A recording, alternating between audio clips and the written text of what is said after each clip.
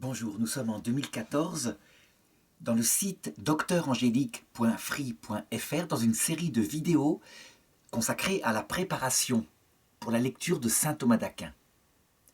J'en suis rendu dans ces vidéos de philosophie réaliste dans le domaine de la sagesse religieuse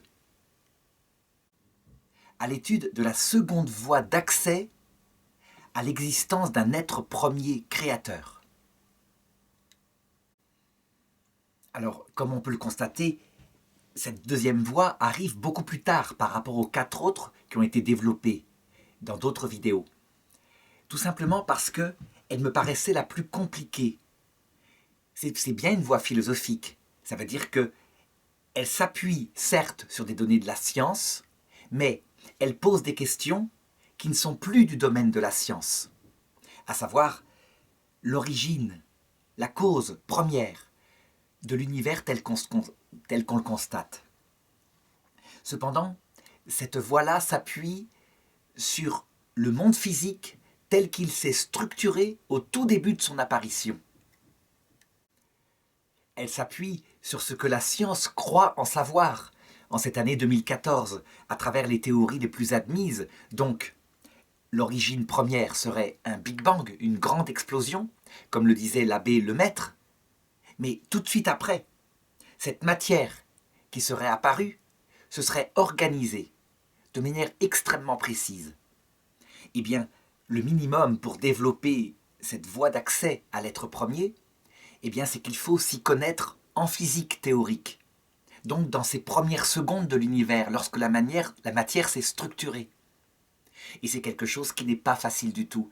Quelque chose qui, disons-le, a progressé justement dans les années 2010, ne serait-ce que par la découverte du boson de Higgs, grâce à l'accélérateur du CERN à Genève, qui est venu confirmer tout de même un modèle standard. Ça veut dire quelque chose qui était jusqu'ici tout de même une théorie. Et donc, avec prudence, en sachant qu'il faudra refaire ces voies d'accès, eh bien, en 2014, voilà ce qu'on peut dire. Alors d'abord, il faut préciser exactement où on se situe.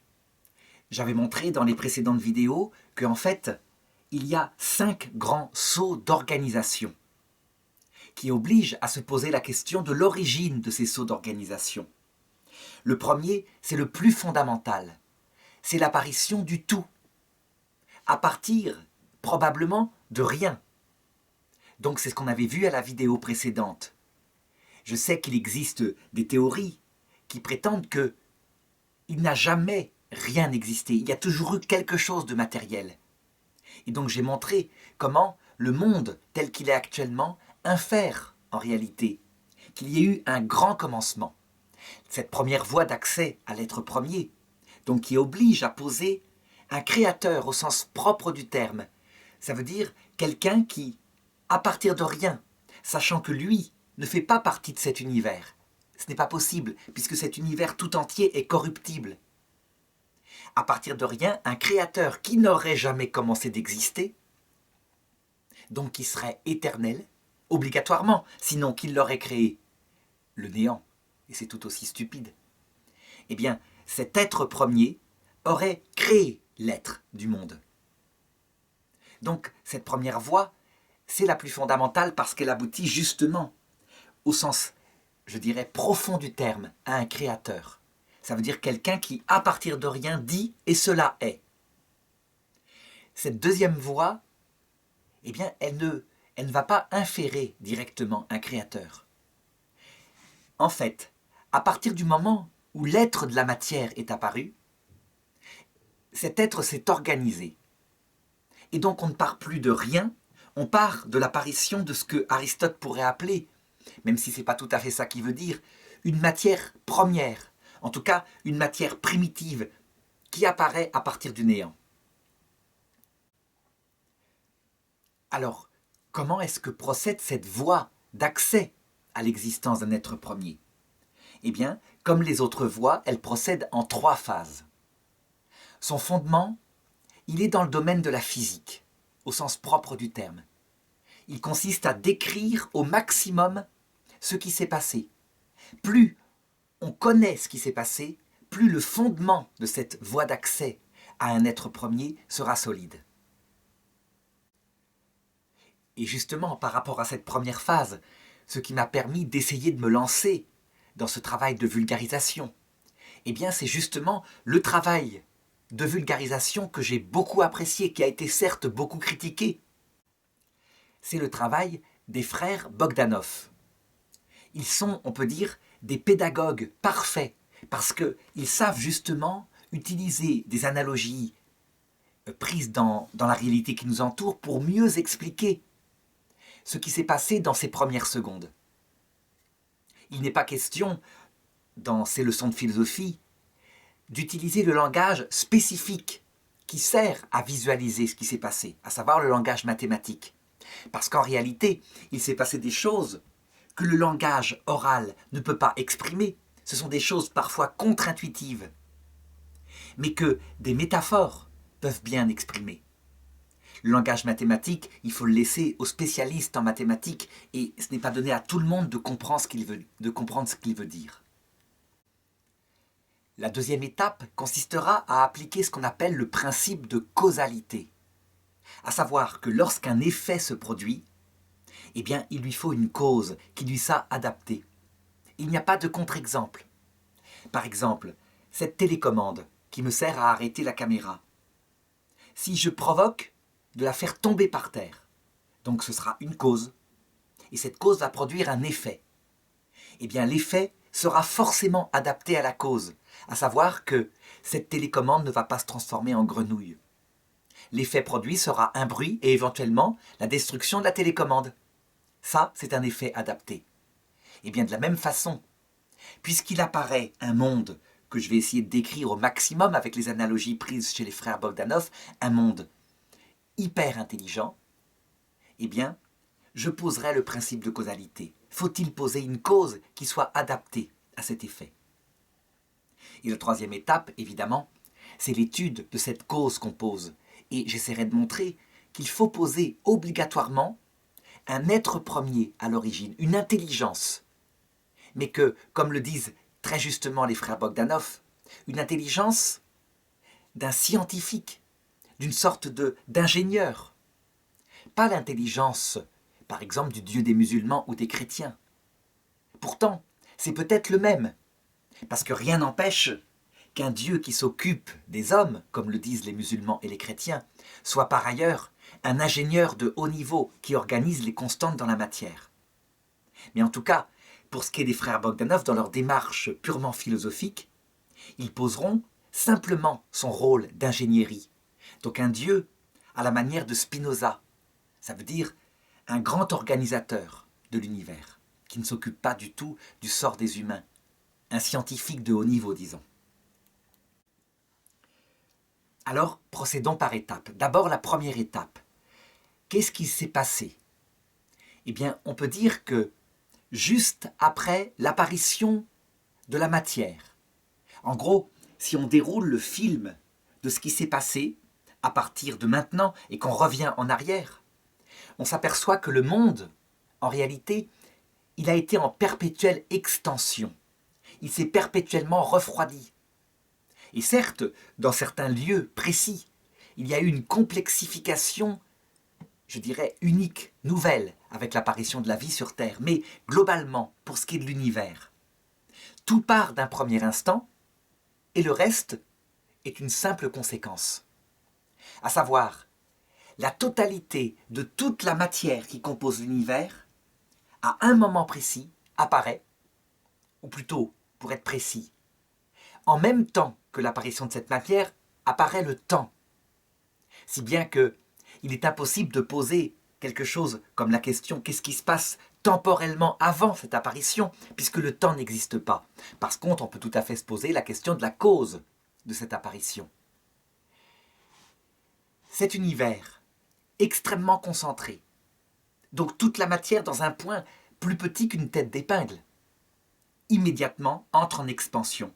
Si bien que, en une seconde, on peut dire que sa taille, c'est de 300 000 km. C'est la vitesse la plus rapide qui puisse être observée réellement à cause des propriétés de cette matière d'expansion de l'univers. 2 secondes après, c'est donc un rayon de 600 000 km. Et cet univers, évidemment, se détend. Il perd comment dirais-je, de la température, il perd de la pression dès le départ et jusqu'à maintenant. Donc les scientifiques ont décrit les événements qui se produisent en conséquence. Par exemple, le fait que cet univers se met à être lumineux quelques centaines de milliers après son apparition, puis que les nuages d'hydrogène qu'il compose, je dirais, se concentrent à certains endroits, ce qui donne des petites galaxies de très faible durée, qui élaborent les éléments plus complexes comme l'hélium, puis disparaissent. D'autres galaxies plus lourdes, plus durables apparaissent, et des éléments de plus en plus lourds de la physique vont se structurer dans ces usines à atomes que sont les galaxies. Mais ça, c'est une autre histoire. Ce qui est intéressant, c'est le premier moment après le Big Bang. Disons que, il faut être, je dirais, clair. Il y a un moment donné où il est impossible de parler. Les choses sont tellement concentrées, je dirais que la taille de l'univers est égale à la plus petite particule qui puisse exister, et pourtant dans cette taille qui constitue la plus petite particule qui puisse exister, la totalité de la matière actuellement existante est présente. Eh bien, l'outil mathématique ne peut pas décrire ce qui s'est passé dans ces premiers moments. On parle de ce qui s'est passé avant un certain mur de la connaissance, un mur qu'un scientifique avait établi qui portait le nom tout à fait adapté, le mur de Planck. On peut dire qu'avant ce mur, les choses sont inaccessibles à la science, elles se cachent, elles se planquent, disons. Et donc ça permet de se souvenir de ce que c'est. Les conditions de concentration, les conditions de température tendent à l'infini, donc même si on voulait, avec l'outil mathématique, faire des calculs pour savoir ce qui s'est passé avant ce mur où tout est concentré, on ne saurait pas. Disons que, juste après ce mur en question, on peut reconstituer ce qui s'est passé à peu près. Et c'est là que les frères Bogdanov peuvent servir extraordinairement à un pédagogue pour l'exprimer à des jeunes qui veulent comprendre. On pourrait dire que, dans la première seconde de l'univers, il s'est produit plus d'événements que dans toute la suite, qui n'est qu'un perpétuel refroidissement, une dégradation de ce monde. En fait, cette matière, qui est au départ de l'énergie, mais dont on ne connaît pas la structure, cette matière, là, dans la première seconde, s'est structurée avec une précision absolue. Elle s'est réglée. Sont apparues à l'intérieur de cette matière des constantes mathématiques extrêmement précises. Les frères Bogdanov utilisent l'analogie suivante, ils disent « ces constantes sont réglées à 120 chiffres après la virgule ». Ça veut dire que si jamais, au 120e décimal, le premier 1 qui apparaît était légèrement différent, c'était le 2, eh bien jamais la matière ne serait apparue dans l'état où elle est, c'est-à-dire capable de se structurer ensuite sous forme de quarks, puis d'atomes, d'hydrogène, etc.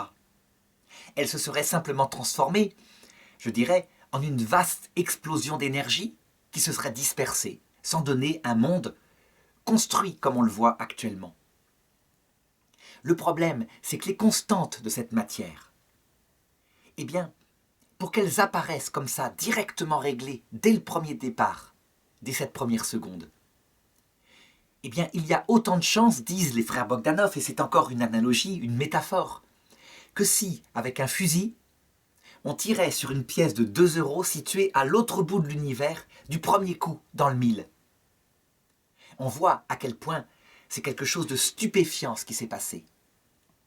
Et alors, lorsqu'on essaye de décrire ce monde dans ses premiers instants, on constate que l'outil qui permet de le décrire le mieux, c'est l'outil mathématique. En fait, des équations président à ce monde. Des équations extrêmement précises. Il n'y a pas plus précis qu'une équation mathématique, il n'y a pas plus froid. Ce qui est certain, c'est que lorsqu'on connaît ces constantes qui sont présentes dans la matière, et qu'après, je dirais, on les déroule en mathématiques, eh bien toute la suite de l'univers s'explique. l'expansion de l'univers, la dégradation perpétuelle, les lois de l'entropie, tout est présent dans ce premier instant. Je disais tout à l'heure que cette première seconde, il s'est passé plus d'événements que dans le reste. Tout simplement parce qu'il s'est passé une causalité dont le reste n'est que l'effet, à part évidemment la vie, qui elle implique un saut que je verrai dans la prochaine vidéo, un saut nouveau d'organisation. Lorsque les mathématiciens étudient ces constantes de la matière, ils se sont demandé évidemment si le monde aurait pu être autrement. Par exemple, est-ce qu'il pourrait y avoir d'autres constantes qui donnent un univers structuré, mais tout à fait différent? Eh bien, en tout cas, pour le moment, ce que j'entends dire, c'est qu'il n'y en a pas d'autres. Ou alors, on tombe dans un monde de science-fiction, mais que les mathématiciens n'ont pas pu mettre en avant.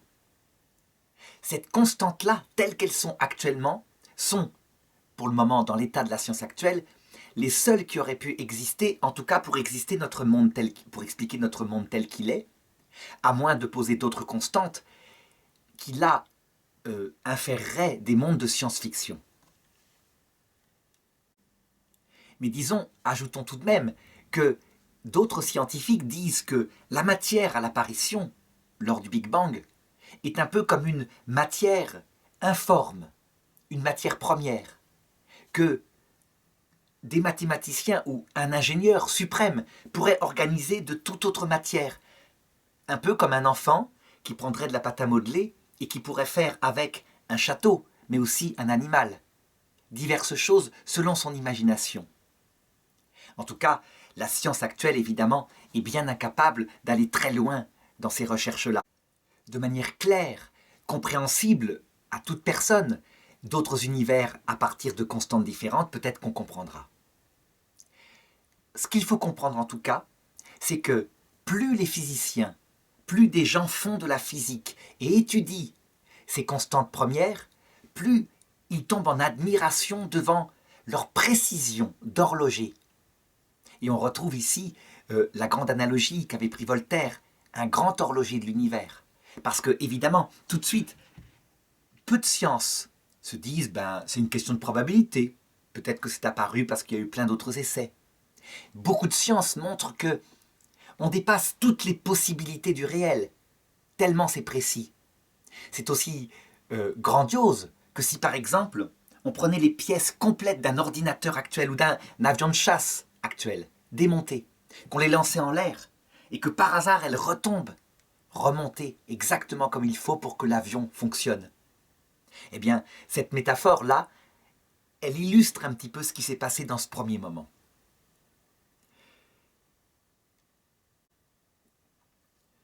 Peu de sciences éloignent de Dieu, beaucoup de sciences peuvent conduire à Dieu. D'où l'intérêt de développer énormément, surtout quand on est physicien, l'étude de ces premiers moments. En tout cas, je ne veux pas insister davantage, j'en serais bien incapable, sur la description de ce premier moment. Je le ferai davantage pour des choses plus simples, comme l'apparition de la vie. Ce qui est sûr, c'est que dans une deuxième étape, il faut donc mettre en place ce qu'on appelle le principe de causalité. On a donc quelque chose qui est là, qui s'appelle un effet, E2FET, quelque chose extrêmement précis, quelque chose qui est de l'ordre du traité de mathématiques allant jusqu'à des précisions inouïes. Cet ordre-là, il apparaît de manière, je dirais, surprenante, parce que ce que donne le Big Bang, c'est de la simple énergie informe. Comment comprendre ce qu'on pourrait décrire métaphoriquement de la façon suivante? Imaginons un militaire qui veut provoquer une énorme explosion. Donc il le fait la nuit, il met son explosion au sommet d'une haute tour et il déclenche l'explosion. Et les gens qui assistent à cette gigantesque explosion voient que ce qu'aurait dû être une énergie destructrice, sans ordre, qui casse ce qui est construit, donne de tous les côtés des petits êtres hyper structurés qui apparaissent d'un coup comme cela.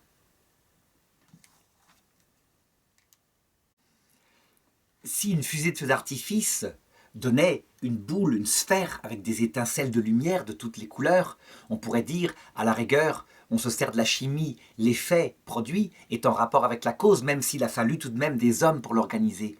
Mais ce qu'en l'occurrence serait apparu dans cette explosion-là, ce ne sont pas des simples étincelles chimiques dues à l'énergie de l'explosion.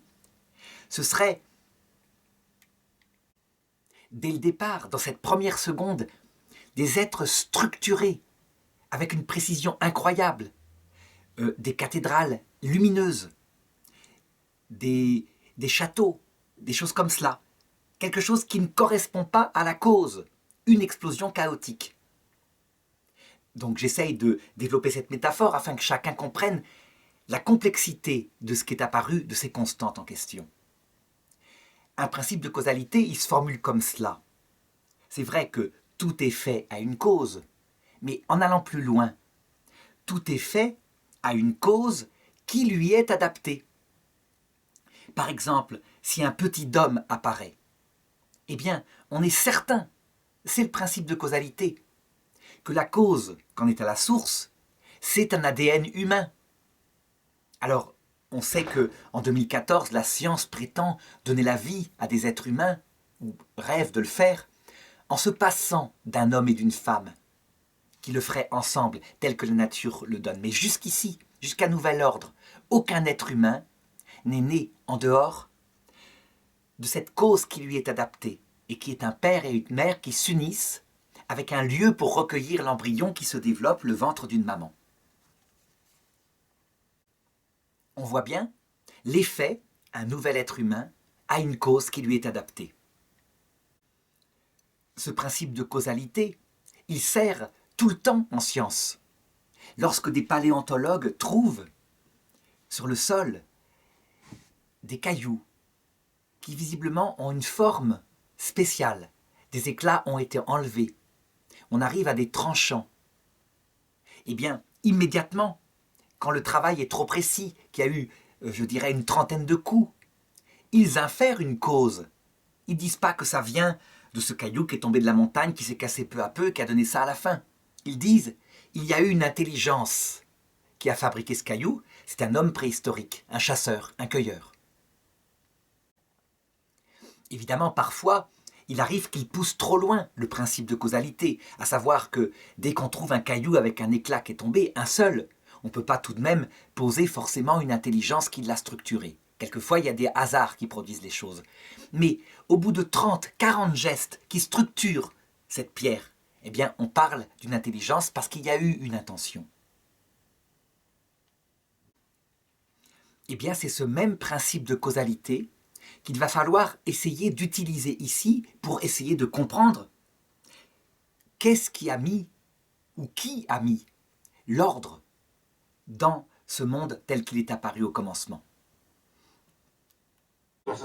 Finalement, toute la question consiste à se demander si une force aveugle, une simple matière, je dirais, sans intelligence, peut par elle-même, par hasard, parce qu'il y aurait une chance sur des milliards de milliards de milliards de milliards, on peut calculer peut-être la probabilité, si elle pourrait par hasard se structurer avec ces constantes mathématiques en question. C'est exactement la même question qui se posera beaucoup plus facilement pour l'apparition du premier vivant qui est apparu sur Terre, le premier vivant biologique. L'ADN, c'est analogue. L'ADN ou l'ARN, on ne sait pas, parce qu'évidemment, les choses sont complexes. Mais en tout cas, l'ordre précis qui permet l'apparition d'un premier vivant qui sait se reproduire obligatoirement et qui sait se nourrir obligatoirement, sinon, dans un monde soumis à la corruption, il mourrait sans descendance. Eh bien, on peut se demander si des lois d'un monde non vivant, des lois qui simplifient plutôt les choses, peuvent donner par hasard un ordre aussi précis qu'un ADN ou un ARN primitif fonctionnel dès le premier coup. Des calculs de probabilité sont faisables, mais ils sont beaucoup plus simples, parce que, au minimum, là, on sait ce que c'est qu'un vivant. C'est observable, je dirais, de beaucoup plus près, parce que c'est plus gros. Le problème, évidemment, de ce qui touche aux particules élémentaires et à leurs constantes mathématiques, c'est que c'est extrêmement fin et le langage est moins intuitif. C'est un langage, comme je le disais, mathématique. Donc, on le voit, encore une fois, c'est bien la première phase et son développement, l'étude de la matière, qui permettra de répondre à la question. Et je dirais que plus on fait de la physique, plus on sera à même de répondre à la question. Ce qui est fabuleux dans la physique, c'est que, en fait, on se rend compte que finalement, c'est comme si des équations abstraites, des équations mathématiques, où le temps lui-même n'est pas réel, on peut le faire varier selon la vitesse. Donc, tel que le fit Einstein. Des équations mathématiques contre-intuitives, puisque nous, dans notre expérience, le temps, il est fixe. Il mesure le mouvement et on peut, je dirais, le faire battre à une vitesse précise. En disant que dans tel système particulier de vitesse, eh bien, le temps qui reste fixe pour celui qui est à l'intérieur de ce système n'est pas le même pour quelqu'un qui est à l'extérieur.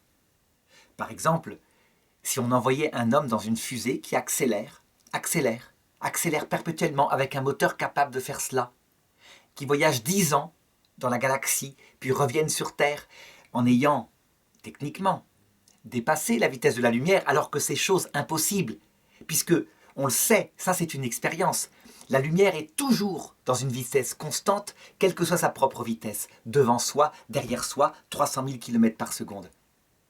Eh bien, en faisant jouer des équations mathématiques et en décidant que le temps à l'intérieur de la fusée n'est plus le même que celui à l'extérieur, eh bien, on se rend compte que cet homme reviendrait sur Terre alors que l'humanité aurait vieilli, par exemple, pendant 10 000 ans. Lui aurait passé 10 ans et l'humanité aurait vieilli pendant 10 000 ans. C'est une réalité. C'est comme si des équations contre-intuitives, parce que intuitivement on dira mais le temps est partout le même. Des équations contre-intuitives dans cette matière première étaient devenues réelles. Comme si un monde de science-fiction, en l'occurrence, avait pris vie dans cette matière apparue au point de départ à cause des constantes qui sont en elle. Donc plus on étudie cela, plus on fait de la physique quantique, plus on entre en admiration et plus on peut se demander si quelque chose d'aveugle, quelque chose qui ne pense pas, des lois de la matière, du hasard, peuvent donner une chose comme ça, qui est une équation mathématique hyper précise qui prend vie à travers le monde physique. Eh bien, la réponse de grands scientifiques comme Albert Einstein, mais il n'y a pas que lui, je dirais au tout départ Aristote, sauf que lui n'a pas toutes ces données. Donc il réfléchit simplement à partir du mouvement local. Il dit, il faut poser obligatoirement une cause qui est en dehors de ce monde. Un premier moteur qui est immobile parce qu'il est éternel et qui est source de tous les mouvements. Donc déjà, Aristote pensait à cela plusieurs siècles avant Jésus-Christ. Mais quelqu'un comme Albert Einstein pose la même chose en disant « Il y a tellement d'ordre, tellement de structure, qu'il y a forcément un Deus ex machina, quelque chose, une intelligence qui structure ces équations et qui y met le feu. » Il y a des lois qui sont décrites par des équations, et la grande question qui se pose, c'est mais d'où viennent ces lois? Qui les a écrites? Hawking pose cette très belle question, qui a mis le feu aux équations au moment du Big Bang? Et donc, pour Albert Einstein, cet être premier, qui forcément est éternel et qui est intelligent, est un scientifique de haut niveau, un ingénieur, quelqu'un qui met des équations dans la réalité et qui crée la réalité avec des équations. Évidemment, il ne peut pas être quelqu'un qui s'abaisse à s'occuper du destin des pauvres créatures qui apparaissent plus tard. Et surtout, ce que dit Albert Einstein à la suite de Spinoza, qui est un philosophe, qui posa lui aussi ce genre d'être premier, c'est qu'il dit « Nous ne pouvons pas connaître ses intentions. Tout ce qu'on sait, c'est qu'il faut poser une cause adaptée à l'effet. L'effet est mathématique, il y a donc un mathématicien à la base. L'effet est réel et physique, il y a donc un être réel qui sait, je dirais, créer du réel et du physique à la base de tout. » Il faut bien se rendre compte, en fait, que l'homme, qui par ailleurs est scientifique et qui donc est devenu philosophe en posant un être premier, est aussi quelqu'un qui a des émotions, quelqu'un qui a donné la vie à des enfants, quelqu'un qui va passer par la mort. Et donc, on voit bien que cette recherche philosophique-là appelle à une révélation, à ce que cet être premier, puisque visiblement, on est obligé de poser son existence. Cet être premier explique ce qu'il veut à l'homme. Poser un être premier qui simplement, comme un chat avec une souris, créerait un monde hyper complexe et structuré, et des êtres conscients qui savent en plus qu'ils vont mourir, sans but autre que s'occuper, ça pose un autre problème. Qu'est-ce que fait cet être premier? Est-ce qu'il a besoin de cette cruauté? Quelle est son intention? En réalité, c'est là que va démarrer, on le verra dans les vidéos suivantes, ce qu'on appelle la théologie naturelle. Ça veut dire la réflexion philosophique sur ce que veut cet être premier et qui il est. Et on verra tout au long des vidéos suivantes qu'on ne peut pas tout savoir en philosophie, mais que si les révélations qui prétendent que cet être premier a parlé sont vraies, alors il y a un projet caché en lui, mais que l'homme ne peut pas découvrir par lui-même. Alors je m'arrête là dans cette vidéo et je mets après, pour la conclure et pour bien montrer quel est l'inspirateur, quels sont les inspirateurs de cette recherche, une petite interview des frères Bogdanov, donc qui reprend les choses à leur façon, extrêmement claire, et en invitant ceux qui veulent approfondir à regarder et à lire le livre qu'ils présentent dans cette vidéo. Donc c'est justement sur le détail en fait.